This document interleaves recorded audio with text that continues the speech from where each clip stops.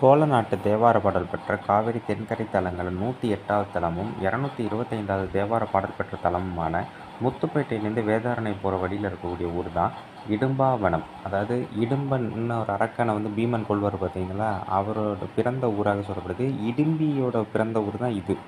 இடும்பன் பிறந்தது பக்கத்தில் உள்ள குன்றலூருங்கிற ஊரை சொல்கிறாங்க. இறைவன் பேர் சர்க்குணேஸ்வரர், இடும்பாவனேஸ்வரர், மணக்கோலநாதர்னு பேர்.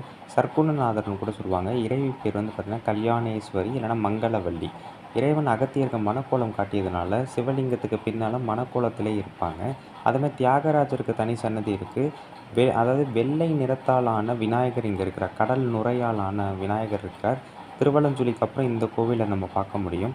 கல்வெட்டுகள்னு பெருசாக எதுவுமே இல்லைங்க. ஆனால் அம்பாள் இங்கே பார்த்திங்கன்னா தெற்கு நோக்கி காட்சியளிப்பாங்க. சம்பந்தர் 1ஆம் திருமுறையில் 17ஆம் பதிகமாக பாடுறாரு.